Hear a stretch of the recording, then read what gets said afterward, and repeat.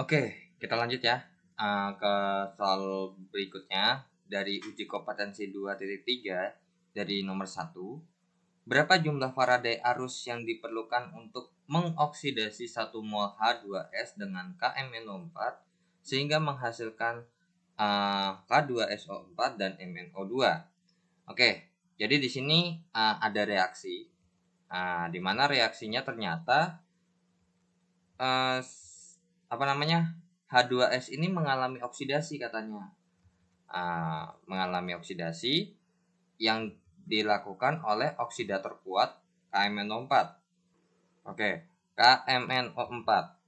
Nah, ini adalah yang mengalami reduksi atau oksidator lah kita bisa bilang.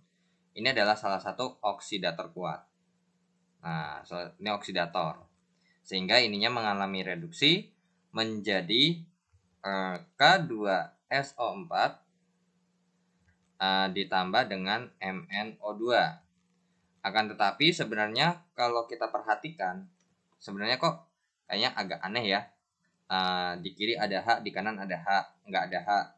Oke, berarti kita anggap ada sesuatu nih di sini. Terus di sini pun juga ada sesuatu, maybe kan, kita nggak tahu.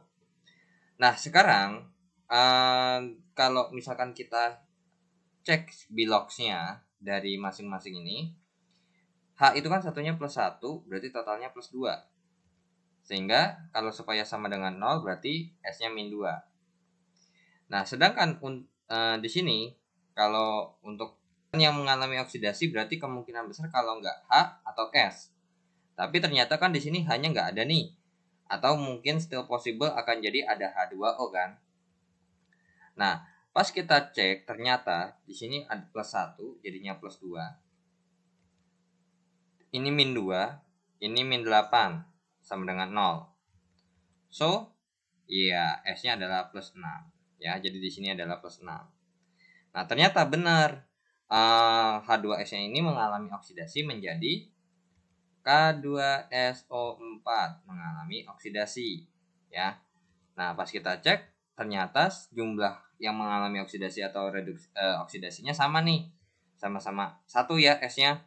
Ya udah, karena ini koefisiennya sama-sama 1, so berarti di sini 1 dikali min 2 sama dengan min 2. Di sini 1 dikali plus 6 sama dengan plus 6. Nah, terjadi oksidasi sebesar 8 elektron. Nah, artinya apa? Berarti di sini jumlah Faraday. Sebenarnya jumlah Faraday itu adalah mol elektron. Jadi berapa mol yang terlibat gitu bahasanya ya. So jadi kesimpulannya adalah terlibat 8 mol elektron gitu. Jadi jawabannya adalah 8 mol. Oke. Nah, atau mungkin 8 mol elektron atau 8 farad boleh lah ya. Nah, kalau misalkan ini mau disetarakan, misalkan ada tambah H2O juga nggak ada masalah, terserah. Karena di sini kan nggak sampai ke situ ya. Kalau misalkan emang mau disetarakan ya monggo. Ini kan plus 1, ini plus 1, ini min 2, ini min 8. Nah, terus habis itu ini adalah plus berapa? Berarti plus 7 ya. Supaya jadi sama dengan 0 jadinya plus 7. Kemudian ini min 2, ini min 4 sama dengan 0 jadinya plus 4. Nah, sehingga apa yang terjadi? Ya udah, benar kan mengalami reduksi. Ya, zat yang mengalami reduksi akan disebut sebagai oksidator. Ini mengalami reduksi. Nah, Mn-nya sama nih. Ya udah, sama-sama 1. Ya, sama-sama 1. Ya udah berarti 1 dikali plus 7 jadinya plus 7. Kemudian ini 1 dikali plus 4 sama dengan plus 4. Sehingga terlibat berapa? Iya, terlibat 3 elektron. So, kalau misalkan ini disetarakan jadinya berarti yang merah dikali 8 kan? 8H2S ditambah dengan ini dikali 3, ini dikali 3, ini dikali 8 ya. Kebalik tuh. Untuk H2S-nya adalah 3. 3H2S ditambah 8 KMnO4 menjadi 3 K2SO4 tambah 8 MnO2. Nah, ini kita bisa bilang asam ya, kondisi asam karena asam sulfida. So, harusnya sih ini harusnya ditambahin di kiri hanya gitu kan, H+. Cuman kan karena berhubung di sini kejadiannya adalah H+-nya kan nggak dibutuhkan, karena kan kalau dengan metode Bilox H+ itu untuk menyetarakan muatan. Tapi ternyata di sini muatannya netral semua. So, nggak butuh. Ya udah, tapi di sini ada yang kurang. Hanya. Sehingga di sini perlu kita tambahkan H2O di sebelah kanan. Coba kita cek dulu. Di sini hanya 6 ya. Berarti di sini tembak 3. Atau terus pas kita cek untuk O-nya, ini 8 ya, jadi 32. Ini 12 tambah 16 itu 28. Ini 32 ya. 28. 16 kan benar. 12. Nah, ternyata pas dicek ya, K-nya pun beda ya. K-nya pun beda. Jadi mungkin di sini nanti ada sesuatu yang lain gitu. Makanya kenapa soal seperti ini itu tidak perlu kalian maksudnya kalian perlu setarakan sampai selengkap-lengkapnya, nggak perlu gitu. Makanya kenapa nggak ada perintahnya, karena emang kalau kita hitung ya kan, ternyata K-nya nggak sesuai nih. Di kiri 8 ya kan. Nah, di kanan ini 6. Berarti kalau misalkan emang ini kita tembak 4 ya kan, tapi nggak sesuai jadinya. Nah, kan berabe lagi urusannya tuh. Berarti mungkin di sini ada sesuatu lagi, atau mungkin di sebelah kanan ada hasil sampingannya lagi berupa K gitu ya. Makanya kenapa di sini saya bilang titik, karena bisa jadi ada hasil sampingan yang emang nggak disebutkan di soal. Oke, kita lanjut ke soal berikutnya. Oke, kita lanjut ke soal nomor 2. Arus listrik ya, ini adalah I-nya 5 ampere. Kemudian dialirkan melalui 1 liter larutan AgNO3 sehingga diperoleh endapan ya. Oke. Sebesar 21,6 gram endapan logam perak.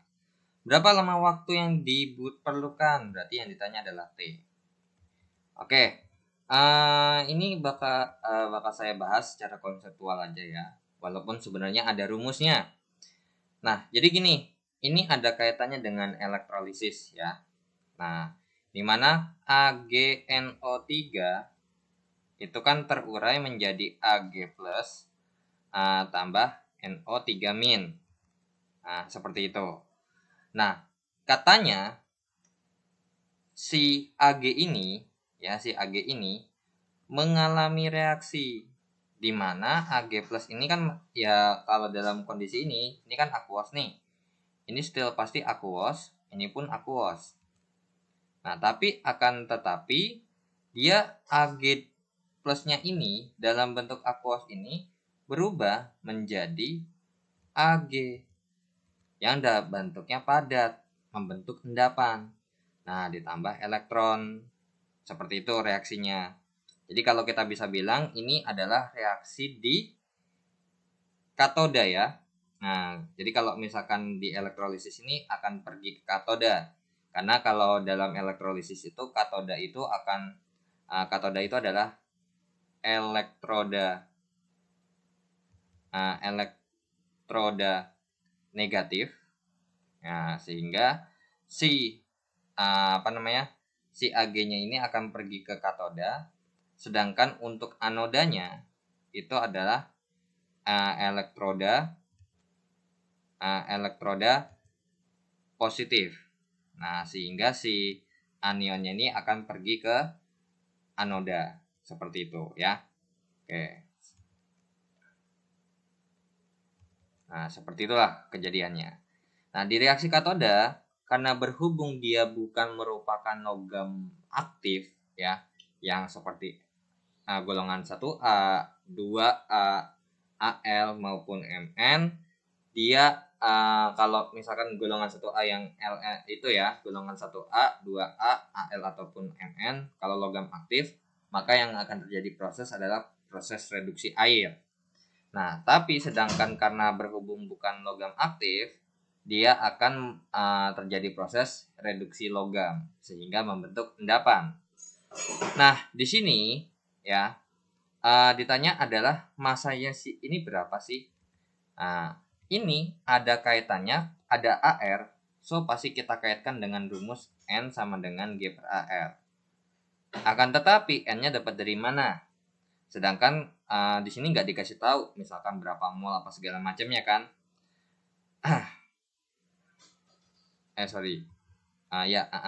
Itu ada untuk nyari N ya ternyata ya, karena G-nya udah dikasih tahu. Tapi buat apa sih? Nah, jadi gini, kalau ditanya ada hubungannya dengan waktu, sebenarnya bisa kita gunakan konsep rumus dasar yang ini. Q per 96.500. Nah, F sama dengan, nah Q itu adalah I kali T per 96.500. Ya. Nah, di mana F-nya ini itu akan setara dengan namanya mol elektron. Sehingga kalau di sini kita pakai berarti N sama dengan G-nya adalah 21,6 per AR-nya itu adalah 108. Maka N-nya itu setara dengan berapa nih? Kalau kita hitung ya. Coba kalkulator aja. 21,6 dibagi dengan 108 itu jawabannya adalah 0,2 mol. 0,2 mol. Sehingga di sini diperoleh nih 0,2 mol. Nah, karena berhubung ini kita pakai stoichiometry aja, perbandingannya kan 1:1 nih. Berarti di sini juga 0,2 mol ya di mol elektronnya. Ya udah ketemu nih, ya kan? Di sini 0,2 sama dengan I-nya itu 5, T-nya yang ditanya per 96.500. Berarti 0,2 kali 96.500 sama dengan 5 kali T. Berarti T-nya adalah 0,2 kali 96.500 dibagi 5. Oke, berarti ketemu T-nya adalah, kita hitung dulu ya, 0,2 kali 96 gope, kemudian dibagi dengan 5. Jawabannya adalah 3.860 detik ya, 3.860 detik. Nah, itu kalau secara konseptual. So, secara konseptual kalian base rumusnya itu adalah ini aja. F sama dengan Q per 96.500, di mana Q itu sama dengan I kali T.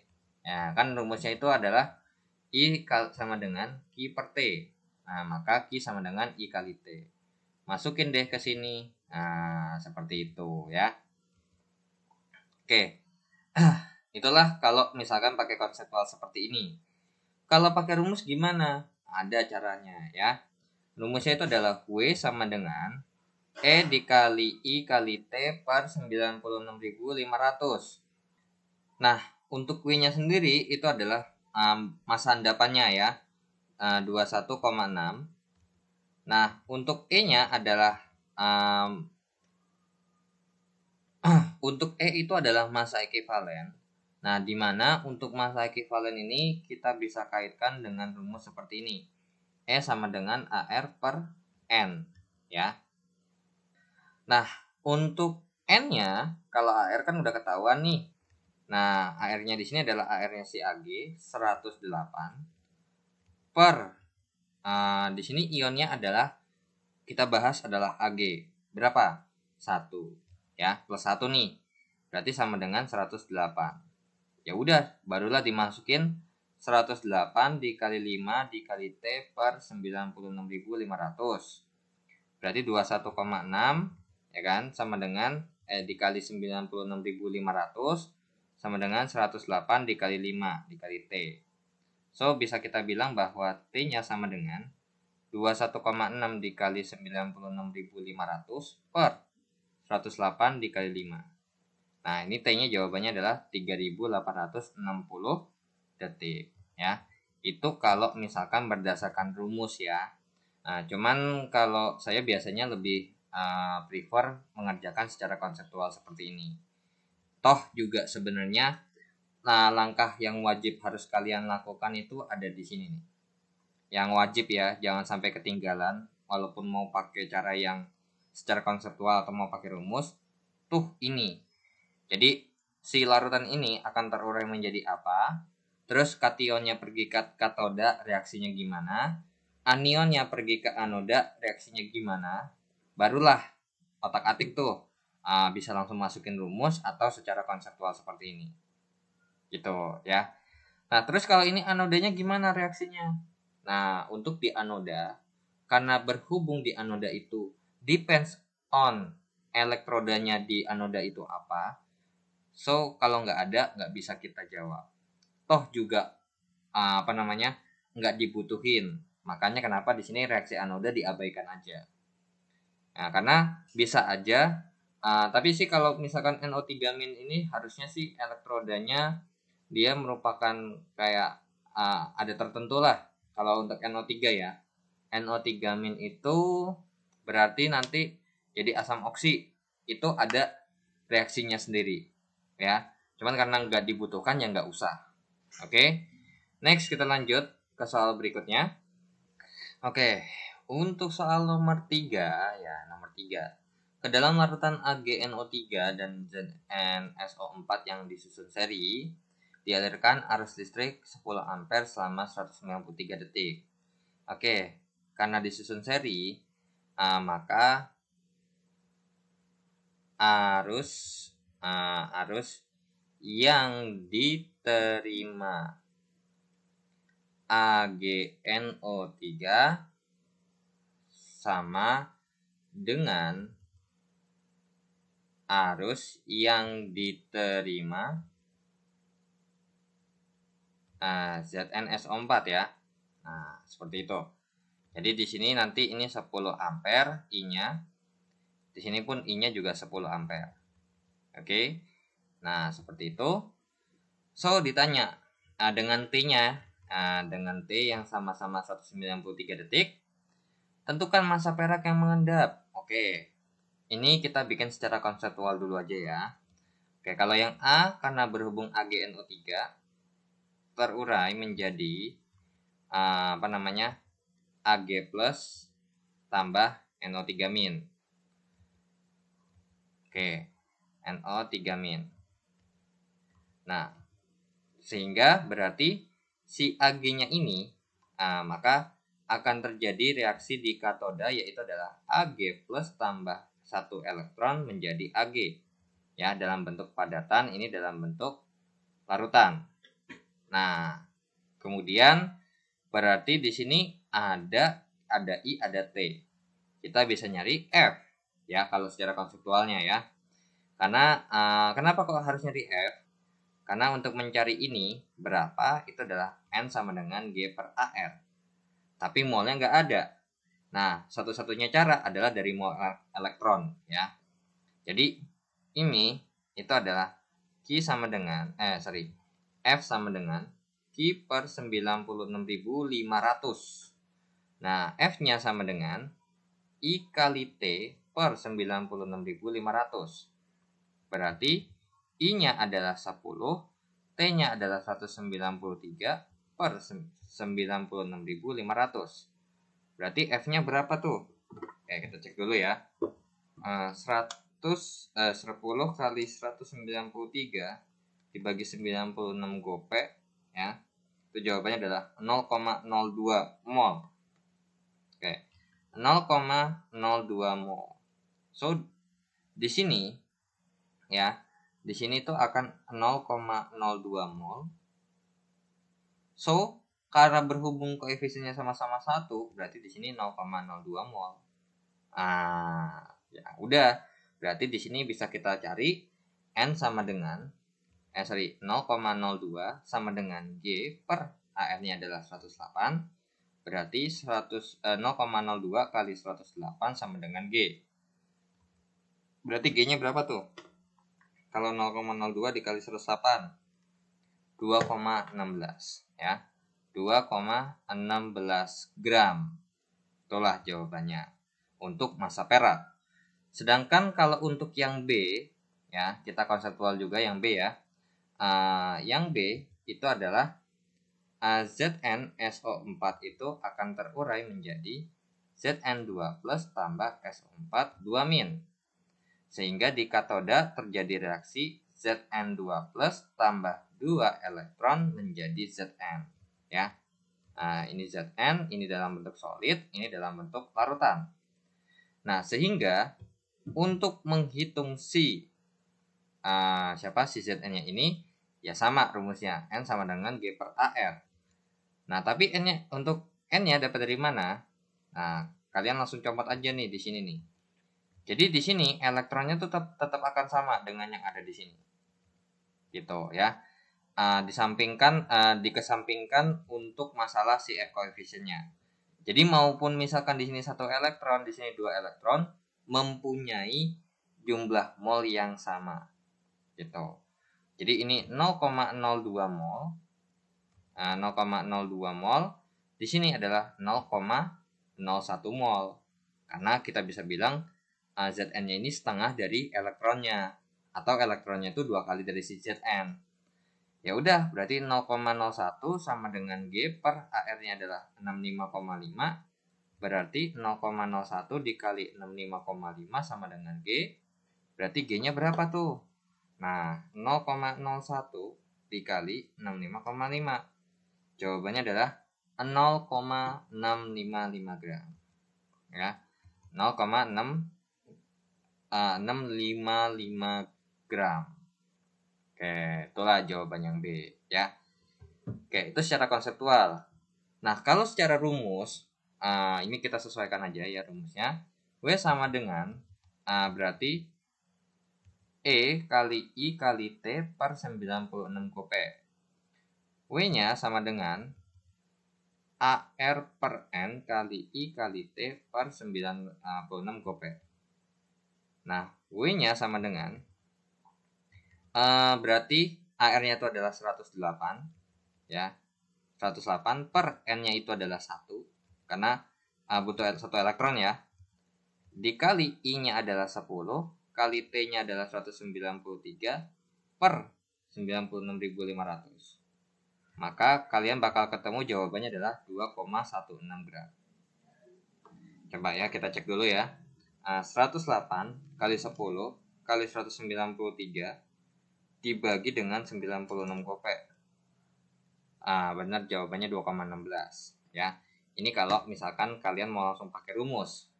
Nah, ini juga sama yang di sebelah kanan. Kalau kalian mau pakai rumus, berarti kan W sama dengan E kali I kali T per 96 kope. W sama dengan AR per N kali I kali T per 96 kope. Nah, berarti W sama dengan AR-nya itu adalah 65,5 per N-nya 2, karena di sini elektronnya 2. Atau ionnya juga 2, sama aja boleh. Kali I-nya adalah 10 kali 193 per 96 kope.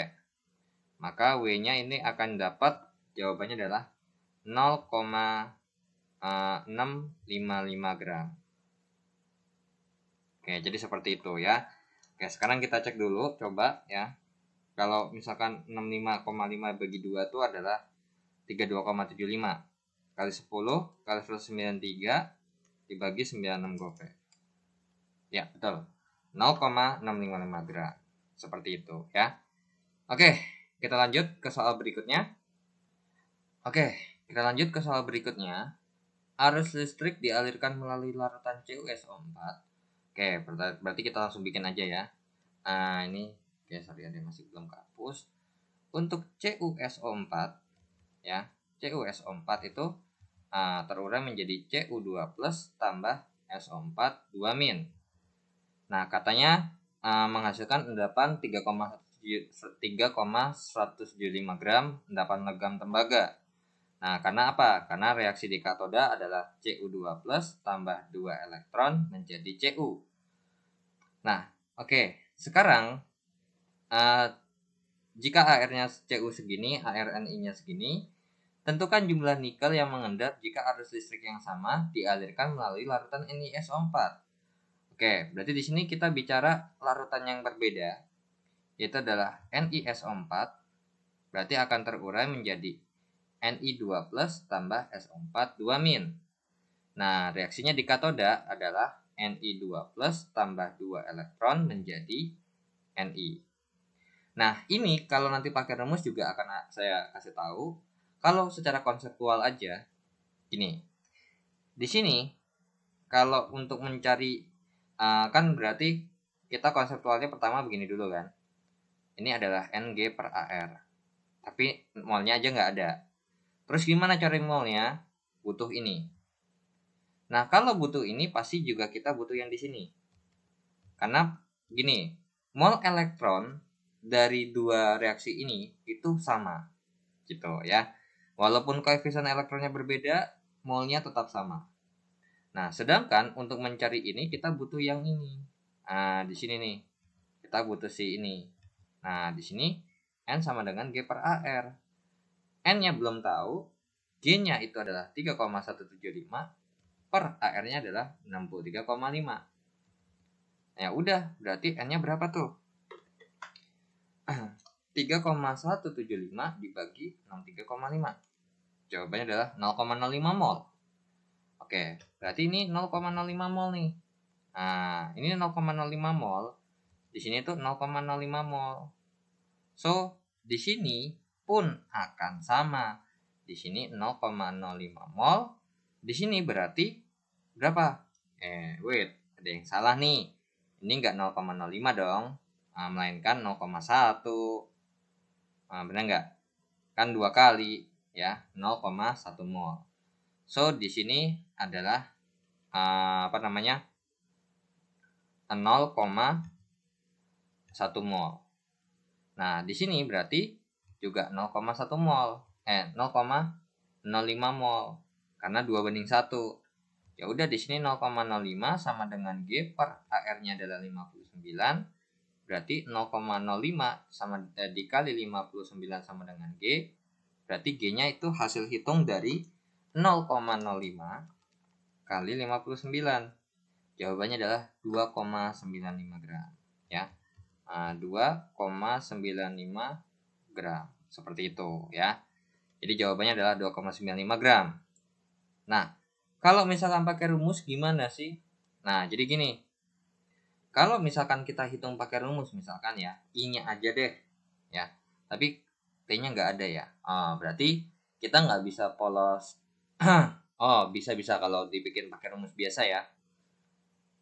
Ini kita pakai rumus W sama dengan AR per N aja yang langsung kali I kali T per 96 GoP. Di sini pun juga rumusnya adalah yang sama. W sama dengan AR per N dikali I dikali T per 96 GoP. Nah, di sini kita cari I kali T-nya aja. Ini 3,175 ya. 3,175 sama dengan AR-nya itu adalah 63,5 per N-nya 1 kali I kali T per 96 GoP. Nah, berarti 3,175 kali 96 GoP sama dengan 63,5 kali I kali T. Berarti I kali T-nya adalah ini berapa nih? Ya udah gini aja deh. 3,175 kali 96 GoP per 63,5. So, berarti I kali T-nya sama dengan berapa tuh? Kalau dihitung 3,175 kali 96 GoP dibagi 63,5. Jawabannya adalah 4825 ya. 4825 ampere sekon ya. Nah, kita masukkan ke sini. Berarti W sama dengan AR-nya itu adalah ini 2, sorry. Ini 2 nih. Sorry. Ini 2 ya.